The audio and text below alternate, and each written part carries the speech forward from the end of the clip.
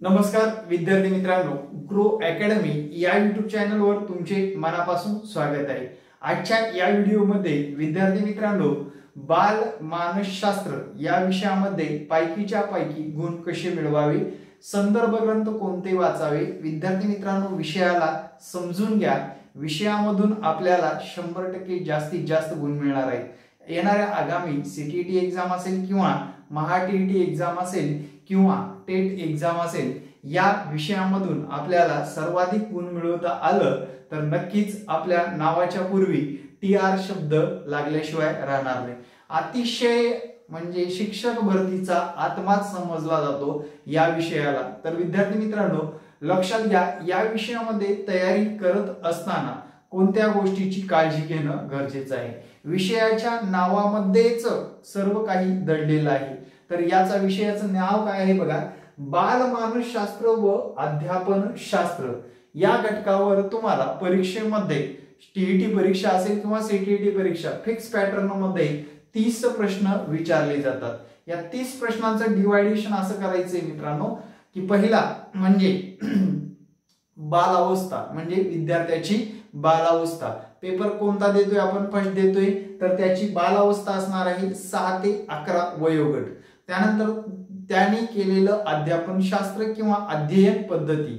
त्यानंतर तिसरा पॉइंट म्हणजे शिक्षकांचे गुण वैशिष्ट्य व शिक्षकांची अध्ययन अध्यापन पद्धती कशी असावी, या घटकावर विचारपूर्वक प्रश्न विचारले जातात। हे प्रश्न तुम्हाला खऱ्या लाईफ मध्ये जगता येतात। या खऱ्या लाईफ वरच प्रश्न अवलंबून असतात।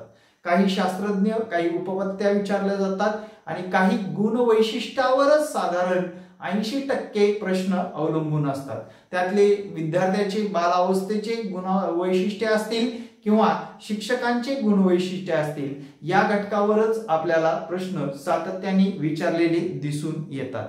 यासाठी संदर्भ काय वापरायचा आहे, कोणते पुस्तक तुम्हाला या विषयासाठी एकदम परफेक्ट ठरणार आहे, आजच्या या व्हिडिओमध्ये आपण डिटेल मध्ये बोलणार आहोत। तत्पूर्वी चॅनलवर नवीन असाल व इतरांना कोणालाही शेअर केला नसेल तर नक्की चॅनलला शेअर करायला, सबस्क्राइब करायला विसरू नका। विद्यार्थी मित्रांनो लक्षात घ्या, याच्यामध्ये तुम्हाला या विषयाच्या अनुषंगाने विचारण्यात येणारे प्रश्न हे शैक्षणिक मानसशास्त्र या संबंधी 6 ते 11 वयोगटाच्या विद्यार्थ्यांचे अध्ययन अध्यापन प्रक्रियेशी संबंधित असतील असं म्हटलेलं आहे। म्हणजे विद्यार्थी मित्रांनो 6 ते 11 वयोगटातील विद्यार्थ्यांना कोणत्या समस्या येतात या घटकावर आपल्याला प्रश्न विचारले जाणार आहेत, हे असे याच्यामध्ये स्पष्टपणे सांगण्यात आलेलं आहे।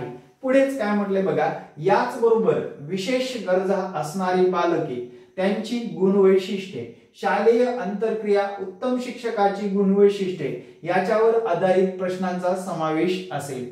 तसेच विविध विषयांच्या अध्यापन पद्धती, मूल्यमापन पद्धती यावर आधारित प्रश्नांचा समावेश राहील।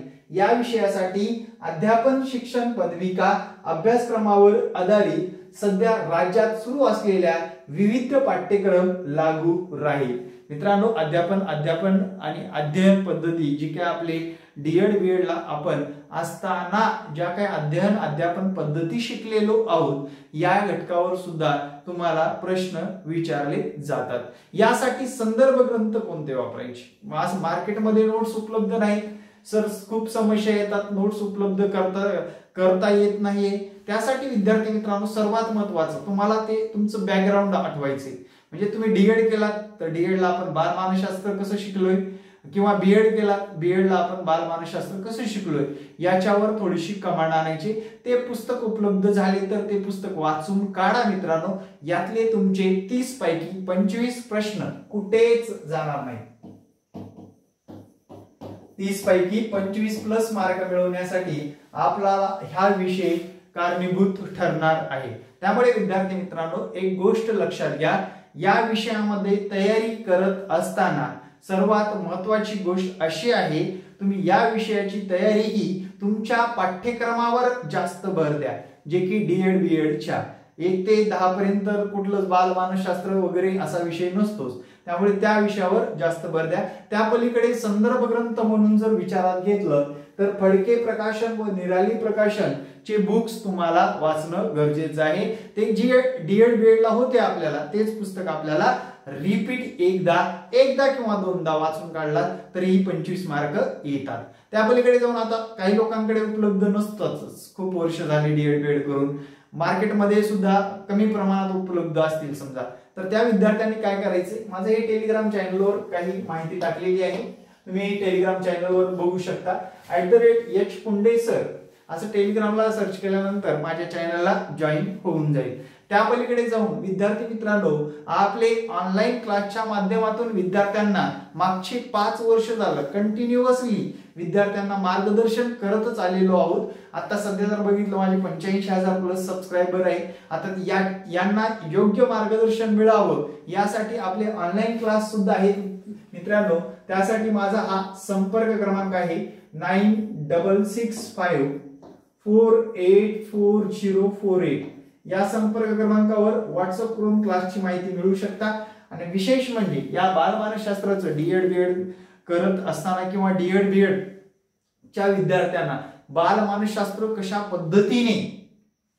कशा पद्धतीने दिलेलं आहे त्याच्या एक प्रॉपर नोट्स उपलब्ध केलेले आहेत मागील PYQ सहित मित्रांनो, मागील 1000-1500 PYQ सहित याच्या प्रॉपर नोट्स सुद्धा उपलब्ध केलेले आहेत। अट आहे विद्यार्थ्यांनी आमच्याकडे क्लास लावल्यानंतर त्या नोट्स तुम्हाला ऍपच्या माध्यमातून दिसणार आहेत, लॉकड नोट्स आहेत, क्लासच्याच विद्यार्थ्यांना तेवढ्या दिसू शकणार आहेत आणि त्या नोट्स तुम्हाला कुठेही वापरता येतील, कोणत्याही परीक्षेसाठी वापरता येतील, जे की सीटीईटी परीक्षा असेल, टीईटी परीक्षा असेल किंवा येणारी महाअभियोग्यता चाचणी असेल, याच्यासाठी एकाच वेळेस अभ्यास करून आगामी काळामध्ये या विषयामध्ये आपल्याला कुठलीही कमतरता भासणार नाही यासाठी या प्रॉपर नोट्स उपलब्ध केलेल्या आहेत। विद्यार्थी मित्रांनो, यासाठी तुम्हाला या व्हॉट्सअप क्रमांकावर संपर्क साधायचा आहे।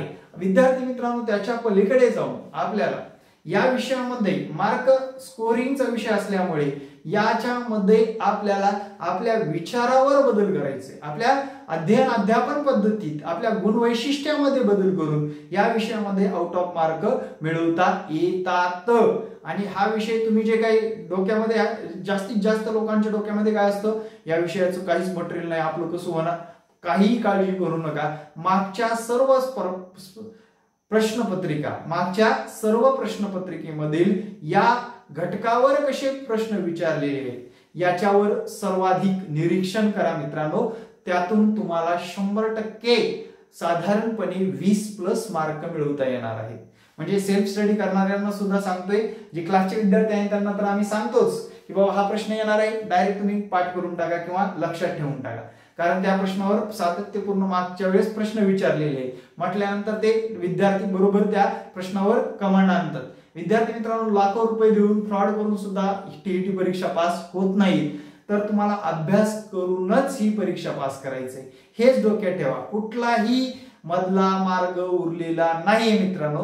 त्यासाठी आमच्यासारख्या मार्गदर्शकाची योग्य सल्ला घेणे आणि अभ्यास करणे हाच आपल्या पुढे एकमेव आणि उत्कृष्ट दर्जाचा मार्ग आहे। आगामी काळामध्ये शिक्षक भरती 100% होणार आहे, त्यासाठी तयारी सुद्धा जबरदस्त असणं गरजेचं आहे। व्हिडिओ कसा वाटला, या व्हिडिओच्या पलीकडे अजून तुम्हाला कोणते व्हिडिओ हवे असतील तर मला कमेंटमध्ये सांगायला विसरू नका, त्यानुसार तुम्हाला मार्गदर्शन मिळत जाणार आहे। ग्रो अकॅडमी YouTube चॅनल अजूनपर्यंत सबस्क्राइब बटन दाबलं नसेल तर सबस्क्राइब बटन दाबायला विसरू नका।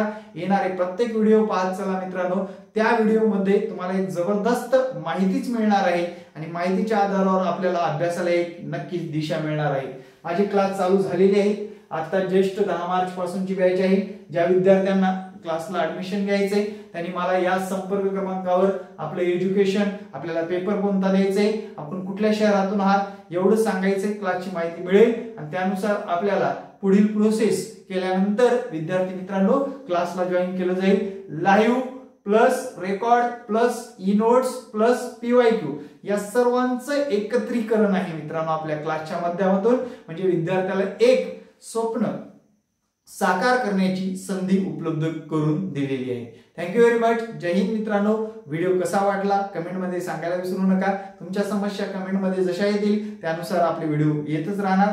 थँक्यू। जय हिंद, जय महाराष्ट्र, धन्यवाद।